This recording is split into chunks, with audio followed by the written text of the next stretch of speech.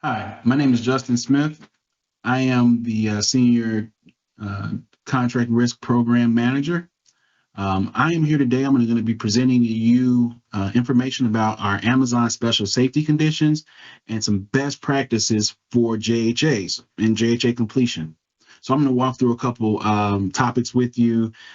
Feel free to drop questions into the chat and I will address them as soon as I see those questions in the chat bar. I will address them and let's get going. So first things first, when we talk about contract risk management, we're really talking about how do we manage the risk of service providers or contractors who come on our sites to perform different services for us.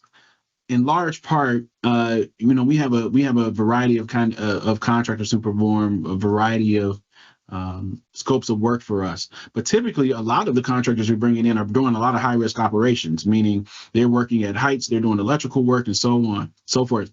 And so, with that being said, we as a team have to understand what can we do to control the risk associated with this work.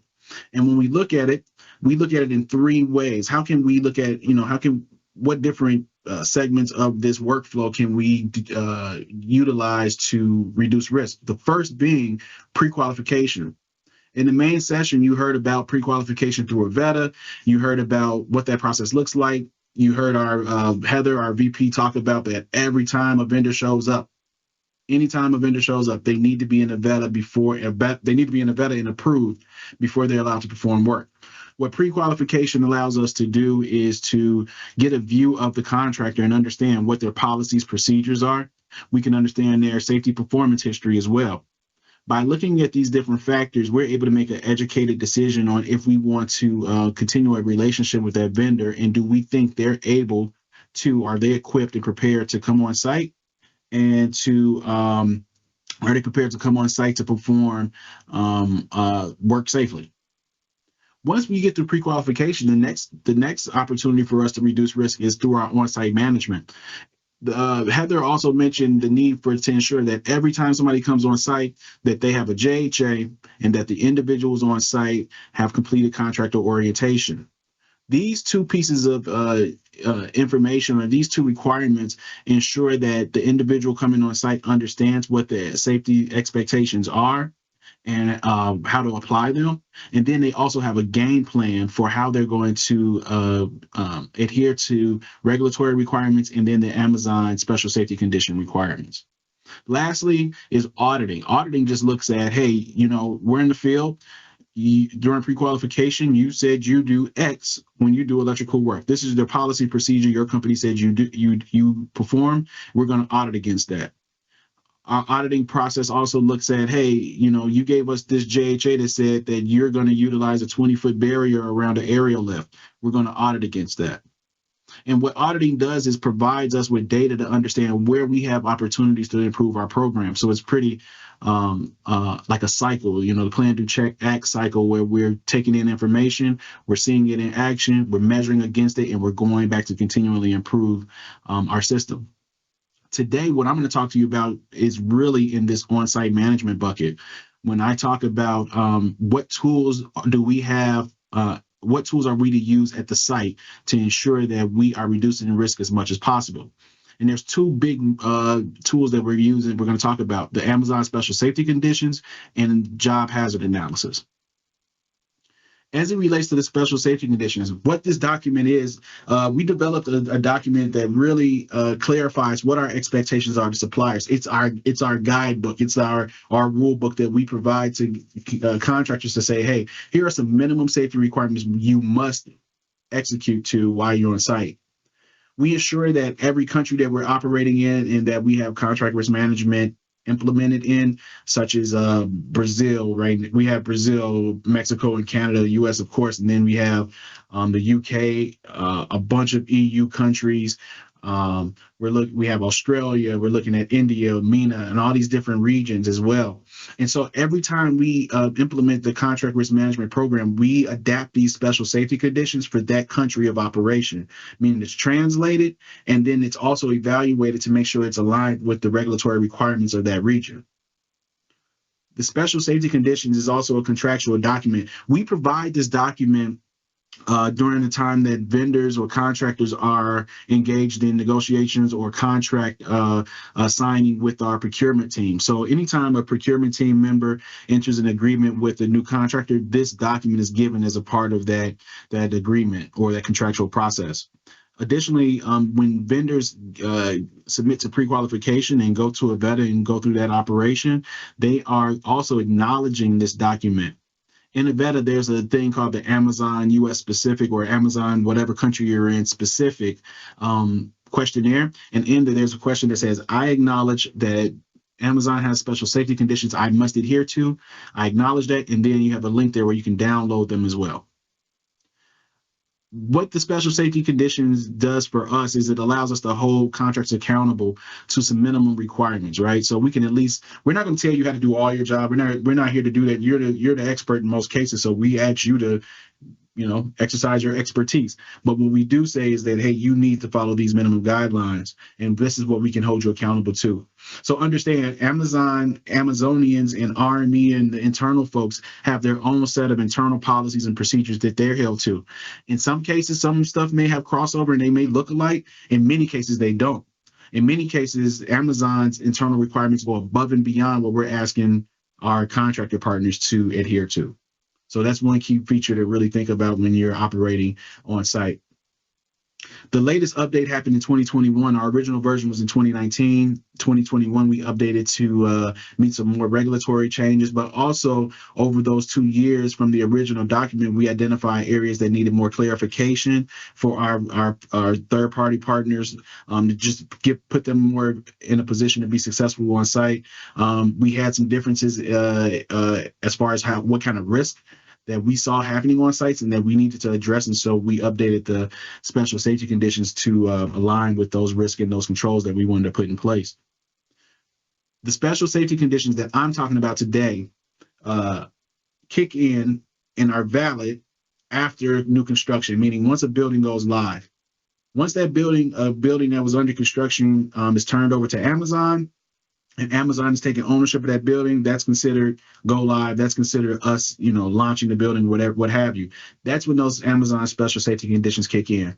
If you were a contractor involved with the construction of the building, but you happen to be still involved doing work after a building has launched and you turn to Amazon's hands, the Amazon special safety conditions are still valid at that point. Where do you find them? The Amazon special safety conditions, I already mentioned it earlier. When you're signing your service agreements, you'll get a copy of it there. In Avetta, the Amazon specific questionnaire in Avetta, it's also available there. For the individuals coming onto site, they can download it. It's linked into the virtual contractor orientation. The virtual contractor orientation, or the VCO, as we call it, will give the learner content in the training that's based on special safety condition, but it'll also give them a link where they can download a hard copy for themselves so they can read it in full. Lastly, if you're not able to get it from any of these other avenues, you can reach out to your Amazon POC, whoever you coordinate with when you come on site or to set up work or to get scheduled. Request a copy of the Amazon special safety conditions, and that Amazon point of contact will be able to provide them for you. Alrighty. What's included in the special safety conditions? So you're going to get some general management requirements. This is going to tell you, like, hey, you're a contractor, and one of our rules says you will go through pre-qualification. Here are the requirements. It also says when you come on our job sites, you'll be doing risk assessments and JHAs for every single job that you perform. It'll also give you some guidelines on if you have an incident, a near miss, injury. This is who you need to report to. This is how you need to report. This is what we expect from a reporting aspect and from a feedback standpoint, right? So it'll say, hey, if you have an injury, you need to let us know in 24 hours. We expect to see an incident report in this time frame with this kind of root cause and corrective actions. It'll also give you guidelines on your subcontractors. Like one thing to really remember is that if you're a vendor who uses subcontractors to fulfill work, that subcontractor has to meet the same requirements as you, the original vendor. So if you send a subcontractor, they have to be in Avetta, right? They have to be approved in Avetta. They have to have JHAs, and every individual showing up to the door has to have their virtual contractor orientation complete. So it spells that out in that special safety conditions. It also gives some guidelines on high-risk operations, so safe work practices. We have some big hitters that we really think about, like working at heights, electrical work, controlling hazardous energy, chemical usage, things like that. And we give some minimum guidelines that we expect to see employed when you're executing work at our site. All of them are based on regulatory requirements. So some sections, I mean, we could write it and it would be 30 pages long by itself. But what we do is a lot of times we say, hey, please reference in electrical work NFPA 70E.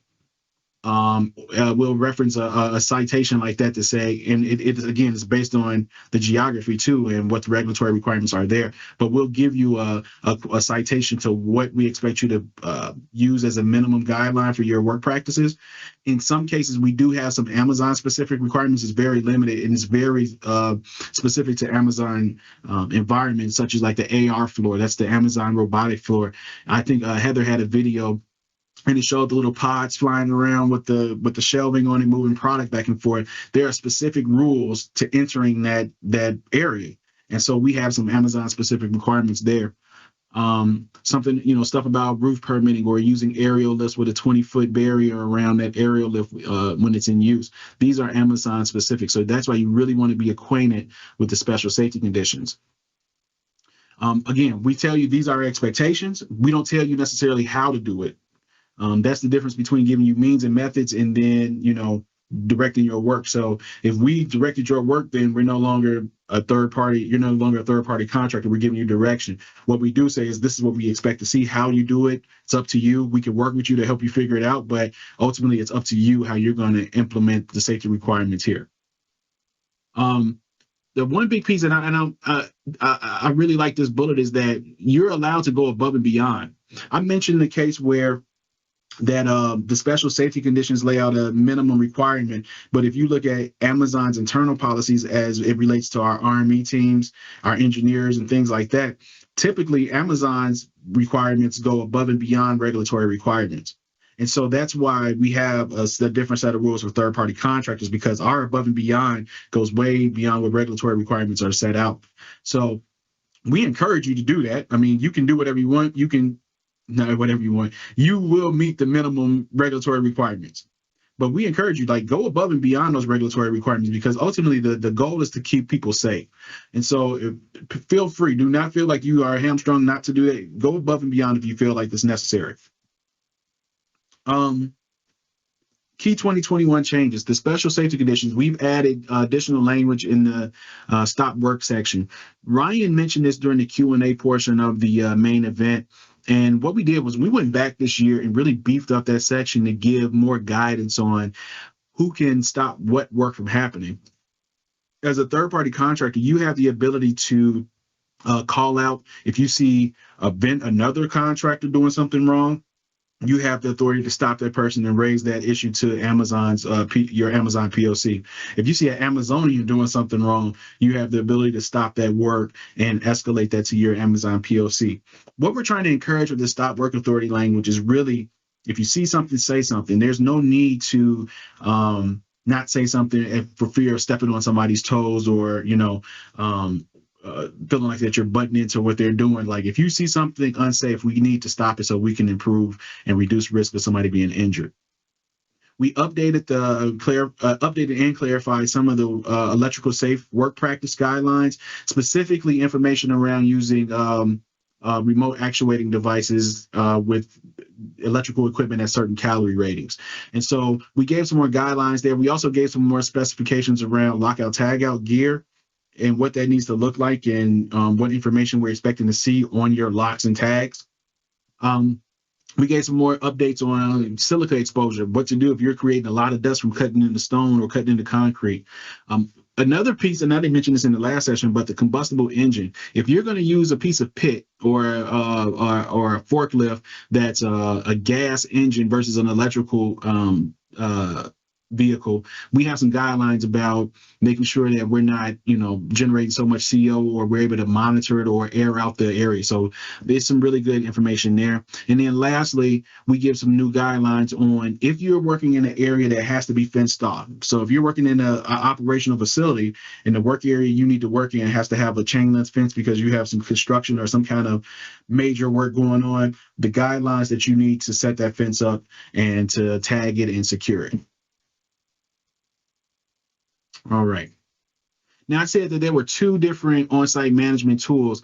I guess I could have said three. One being the virtual contractor orientation, which is a minimum requirement for anybody individual enters. But also, I told you the special safety conditions will give you, your basic guidelines and kind of your rules of the road when operating inside of Amazon. The other tool is the job hazard analysis. In the special safety condition, it spells out each job must have a job hazard analysis. You have to complete and document a safe work plan each time you're coming into work into the building. So we need to know what steps are you going to be performing in your job, how are you going to identify what hazards you're going to identify, and then what are you going to do to control those hazards. Heather actually said it in her portion of her presentation. She said you got the Avetta piece, you got the VCO, which is the virtual contractor orientation, and then you have this piece, the job hazard analysis. Has to be done every single time. We provide a template for a JHA if you wanted to use one. We have it attached as, I think this is the last page in the special safety conditions. There's also a template link in Avetta. You can also reach out to your Amazon POC to get a copy. You don't have to necessarily use our template. You can use your own. If your company has a risk assessment process that they use and they have the same information for the job you're performing or a different format, it's fine. We just want to make sure that you have a safe job plan in place.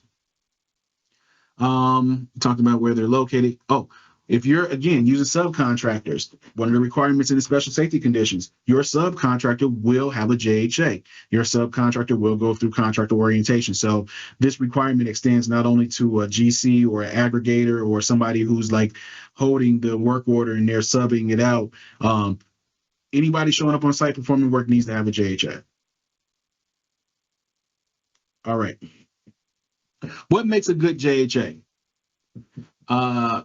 I kind of mentioned it along the way, but being very task specific. So when we're breaking down what work we're coming to do, we need to know what tasks are you going to undertake. It's one thing to say, I'm going to change a light bulb. There's another thing to say, I am going to be using an aerial lift to go 50 feet in the air to change a fluorescent ballast, that requires me to do lockout, tag out, and use some different tools to release the bulb.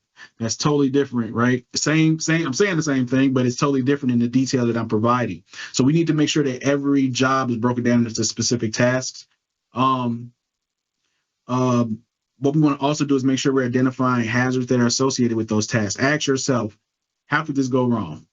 How could I hurt myself? How could I hurt somebody else? How could I damage equipment that's around me?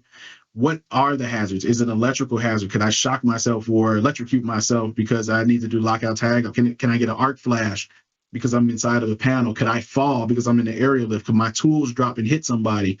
Could I spill a chemical? These are the kind of, we need to describe what type of hazard are we exposing the environment to and exposing ourselves to? How can it hurt me?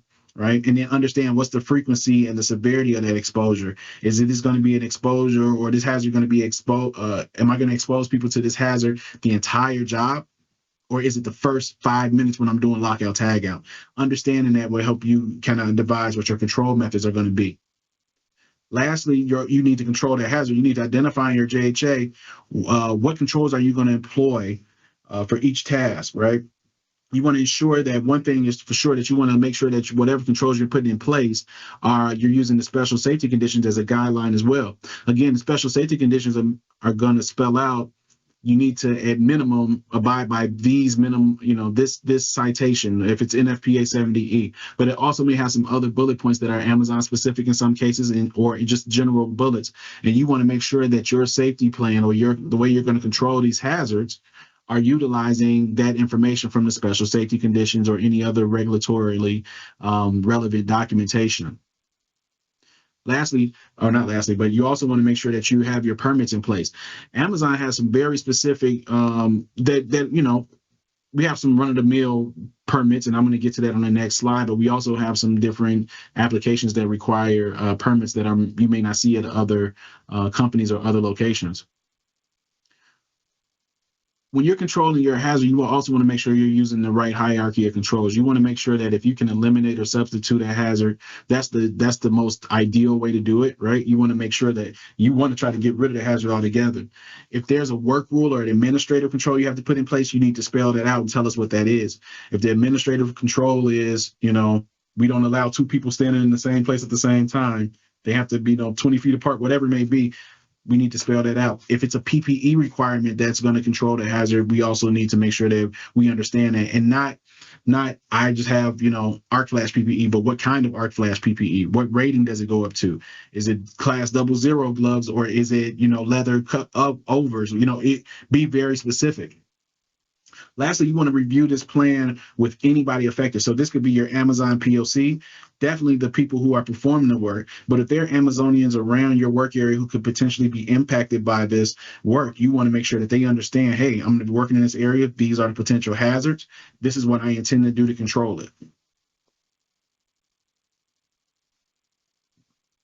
I talked about permits a second ago. Permits, again, we have our run-of-the-mill hot work permit, required confined space, but we also have the roof access permit. If you're going to be going on the rooftops, we require that you have a roof permit signed by your Amazon POC. They'll know what to do when it's time for you to go on the roof and you need a permit.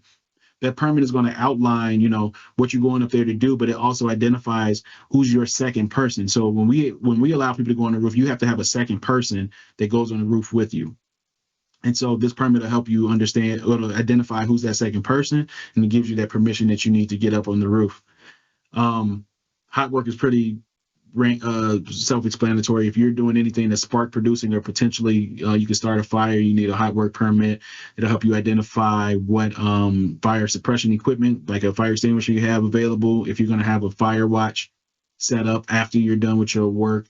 It also makes you account for if we have a fire life safety system impairment. You can't do hot work if our sprinkler system is down. So it kind of checks the boxes and makes you think about certain aspects of the hot work you're going to do.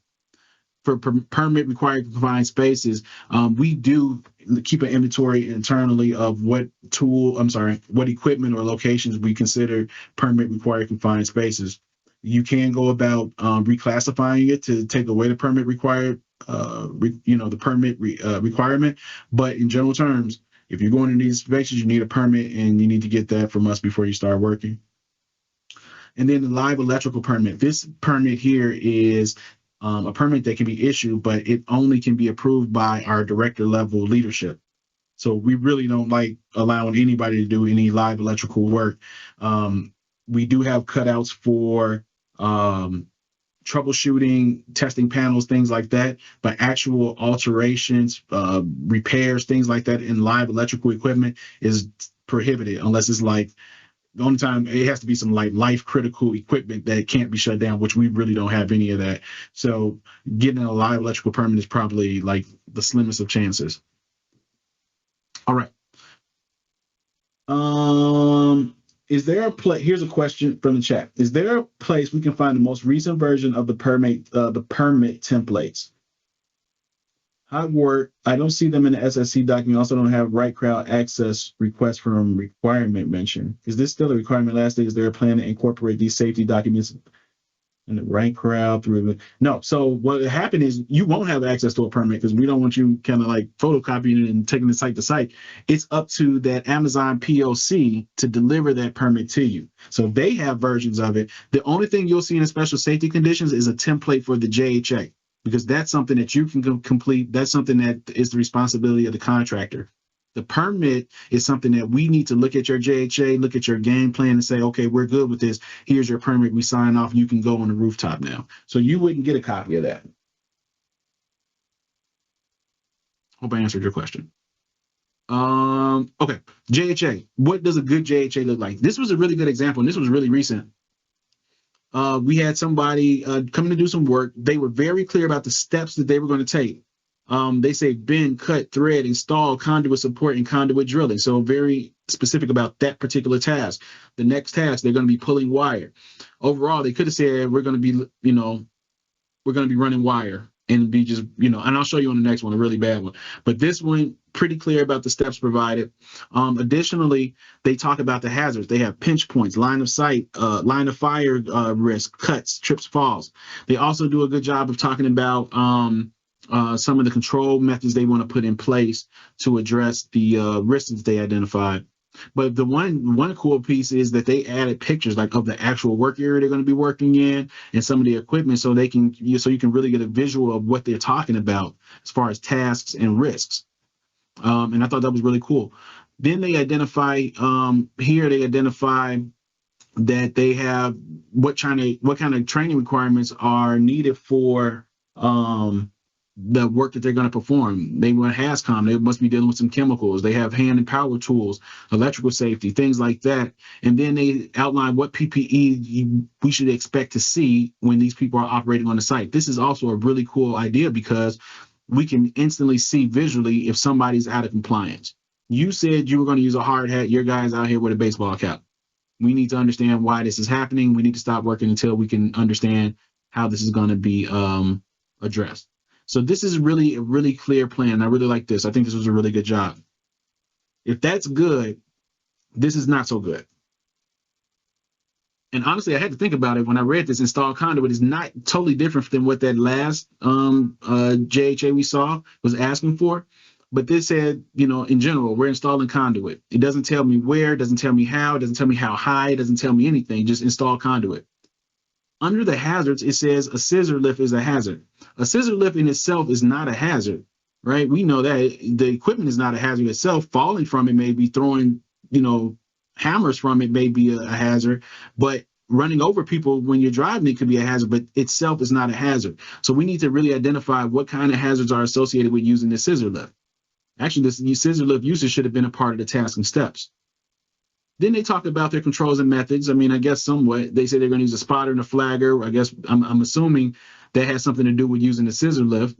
And then they say they're going to lock out, tag out. It doesn't tell me where. It doesn't tell me what panel they're going to do it. I don't know, right? I don't know. This doesn't give me any information. And so this is probably the worst one I've seen. This is pretty recent too. This job was stopped as soon as we saw this JHA. Like, no, we can't do it. You need to resubmit the JHA and give us a whole lot more detail. So that's not good. Don't turn one of those in. All right. So we reached the end of special safety conditions and JHAs. And so in conclusion, I just wanted to kind of leave with you. When it comes to Amazon special safety conditions, the special safety conditions are your guidelines. These are the rules for the contractor to be held to.